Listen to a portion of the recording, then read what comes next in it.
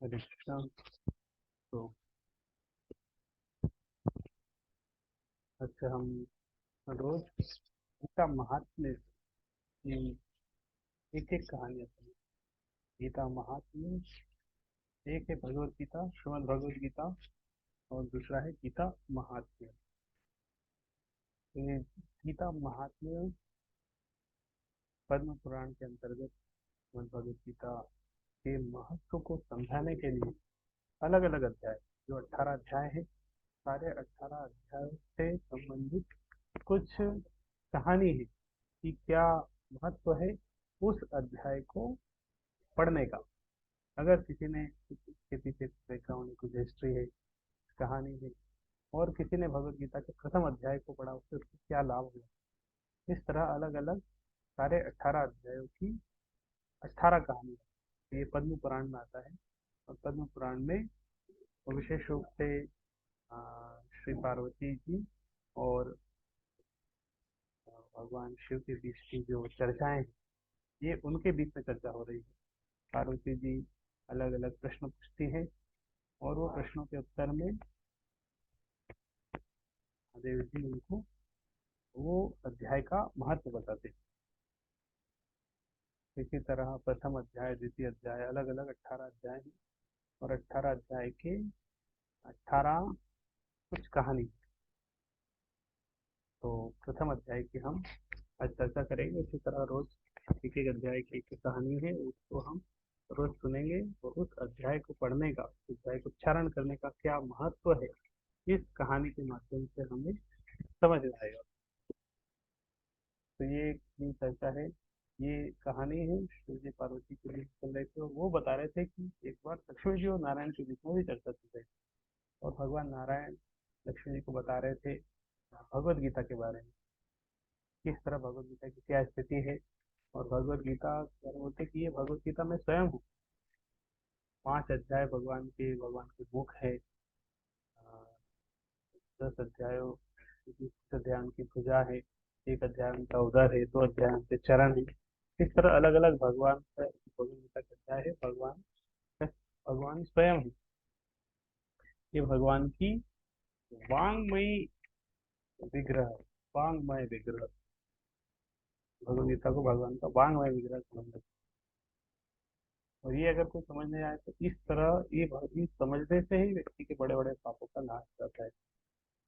और इस तरह भगवत गीता की कोई एक अध्याय, आधे अध्याय, आधे से आधे 1/4 अध्याय श्लोक का भी प्रतिदिन अगर कोई पाठ करता है, इस तरह वो सुशर्मा के समान मुक्त हो जाता है। इस तरह भगवान नारायण ने लक्ष्मी जी को बताया कि वो सुशर्मा के समान मुक्त हो जाता है। लक्ष्मी जी के मन में स्वाभाविक से प्रश्न आया कि सुशर्मा कौन है, किसके समान मुक्त हो जाता है, सुशर्मा कौन है, किस जाति का है, कैसे उसकी मुक्ति हुई, इसकी क्या कहानी है।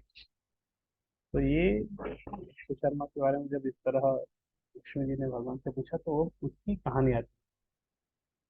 तो सुशर्मा के बारे में भगवान बताते हैं कि ये सुशर्मा एक बहुत खोटी बुद्धि का मनुष्य था, और बहुत पापी था, पापियों में भी शिरोमणि था।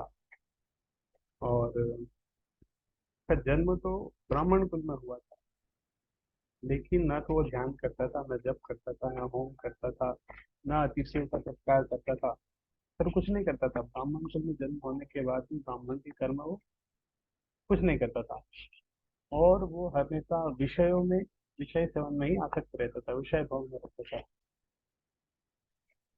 जैसे तैसे खेती करता था, कुछ बेचता था, इस तरह जीविका चलाता था। और मदिरा भी पीता था, मांस भी खाता था। इस तरह उसने जीवन पूरा, ब्राह्मण कुल में जन्म होने के बाद भी उसने ब्राह्मण के काम तो कर किए नहीं, और सारे पाप पूर्ण कृत्य करते हुए अपना जीवन बताया, और बहुत लंबे समय तक यही कार्य किया है। और इसी तरह ये मूर्ख शर्मा एक दिन कुछ पत्ते लेने के लिए एक ऋषि की वाटिका में घूम रहा था। उसी समय एक काले सांप ने उसे डस लिया, और उसकी मृत्यु हो गई। तो सुशर्मा इस तरह मृत्यु हो गई। और मृत्यु के बाद वो नरक में गया, उसको बहुत सारी यातनाएं मिली, उसके बाद फिर से वो इस भौतिक जगत में उसका जन्म हुआ। अब पहले तो मनुष्य रूप में जन्म हुआ था एक ब्राह्मण के कुल में, लेकिन ब्राह्मण की जैसे उसने कार्य तो किया नहीं। फिर से वो नेक्स्ट टाइम जब उसका जन्म हुआ था, अब जन्म हुआ एक बैल के रूप में। बैल के रूप में जन्म हुआ और बोझा ढोता था, और इस तरह बैल के रूप में अपना जीवन व्यतीत कर रहा था। और बैल के रूप में उसे बहुत सारे लोग, कभी ये खरीदता था, कभी वो खरीदता था, कभी इसके घर में, कभी वो मालिक, अलग अलग मालिक रहते थे। एक बार एक लंगड़े व्यक्ति ने इसी तरह उसको खरीद लिया। और लंगड़ा व्यक्ति उसकी पीठ पर बैठकर इस तरह घूमता था इधर उधर, उसके माध्यम से उसका उसका भार ढोता था लंगड़े व्यक्ति का। और इस तरह 7-8 वर्ष बिताए। और एक दिन ये लंगड़ा व्यक्ति उस बैल को लेके बहुत ऊंचे स्थान पर, पहाड़ी पर जा रहा था, और तेजी से उसको दौड़ा रहा था। बहुत परेशान हुआ, बहुत थक गया, और थकते थकते ये बैल पृथ्वी पे गिर गया और बेहोश हो गया। अब ये सुशर्मा ब्राह्मण, जो कि बैल के शरीर में है, ये थक के पृथ्वी पे गिर गया है, मूर्छित हो गया है, और अ, उठ नहीं रहा है। बहुत सारे लोग भी आगे उसको आगे से खड़े हो गए बोलवश। और सब सोच रहे थे क्या हो गया, कुछ पानी ला रहे थे, पानी छीट रहे, लेकिन वो उठ नहीं रहा था। लोगों को लग रहा है मर गया है, लेकिन उसकी सांसें भी चल रही थी, उसको कष्ट मिल रहा था। देख रहे थे कि ये बहुत कष्ट पा रहा है बैल के शरीर में। ना तो ये आ, उठ पा रहा है, ना कुछ खा पी रहा है, ना ही ये मर रहा है। ना मर रहा था, ना जीवित था, कष्ट पा रहा था। बहुत सारे जन समुदाय पुण्यात्मा व्यक्ति उस समय उसको। और एक व्यक्ति भगवान से प्रार्थना की कि मैं, अगर मैंने कुछ पुण्य किया हो तो ये मुक्त हो जाए। कह रहे थे कि इसका कम से कम मृत्यु हो जाएगा, कि कष्ट से बच जाएगा। तो एक व्यक्ति ने बोला, एक पुण्यात्मा व्यक्ति ने बोला, भगवान से प्रार्थना की कि मैं अगर कुछ पुण्य किया हो तो वो पुण्य इसको लग जाए और ये इसका मुक्ति हो जाए। तो इस तरह अलग अलग लोग सब अपने अपने पुण्य से इस तरह भगवान से प्रार्थना किया, लेकिन कुछ नहीं हो रहा था। और उसी समय उस भीड़ में एक वेश्या भी खड़ी थी। और वेश्या भी सोचने लगी, सब बोल रहे हैं तो मैं भी बोल देती हूँ। उसने सोचा कि मैं तो कुछ पुण्य किया नहीं हूँ, मैं तो पूरा पापमय जीवन जीती हूँ, लेकिन फिर भी लोग बोल रहे हैं तो मैं भी बोल देती हूँ। तो वैश्या ने भी इसी तरह बोला कि ये वैश्या, अगर मैंने अपने जीवन में कुछ अच्छा कार्य किया हो, कुछ पुण्य किया हो, तो पुण्य इसको लगे, उसके माध्यम से इसकी मुक्ति हो जाए। और अ, खेल के लिए इस तरह जब उसने किया, और जैसे ही वेश्या ने ऐसा किया था, तुरंत उस बेल की मृत्यु हो गई। सब ने आश्चर्य से करे, बेल की मृत्यु हो गई। हमारा यमराज के दूत आ गए, तुरंत उसको लेके गए, उसको बेल के रूप में, और यमराज के पास लेके गए। उसका विचार हो रहा था। और वहां पे जब उसका खाता देखा, तो देख देखा कि अरे इसके बेल के शरीर में है, लेकिन इसके इसके अकाउंट में पुण्य आ गए कहीं से। कहीं से पुण्य आ गए, कहाँ से पुण्य आए? फिर देखा कि वैश्या ने कहीं से कुछ पुण्य दिए, उसके इसके अकाउंट में वो पुण्य आ गए। और इसके कारण फिर से उसका जन्म, अगला जन्म हो गया, अभी बच गया कि पुण्य आ गए, फिर से इसका पुनर्जन्म होगा। तो बेल के रूप में जन्म हुआ था, फिर से उसका पुनर्जन्म हुआ। अब फिर से जन्म हुआ, फिर से इसी लोक में एक ब्राह्मण के घर में उसका जन्म हुआ। और ब्राह्मण के घर में जन्म हुआ, लेकिन इस समय भगवान की कृपा से इसको अपना पुनर्जन्म पता था। तो पुनर्जन्म स्मरण था कि पिछले जन्म में बेल था, इस तरह एक वेश्या ने मुझे अपना पुण्य दिया था, उसी से मेरी मुक्ति हुई थी, उसके पुण्यवश में अभी ब्राह्मण कुल में मेरा जन्म हुआ है। तो धीरे धीरे ये बालक बड़ा हुआ। और अब इस बार तो वो सतर्क था कि मैं पहले पिछले से पिछले जन्म में ब्राह्मण कुल में जन्म हुआ था, इतना कुछ किया नहीं था, इसके कारण बेल का जन्म मिला। इस बार में बहुत अच्छे से ब्राह्मण के सारे कृत्य करूंगा। तो बहुत अच्छे से वो जीवन जी रहा था। बहुत पुण्य कार्य कर रहा था, और धीरे धीरे बड़ा हो गया, और उसका पुनर्जन्म तो पता ही था।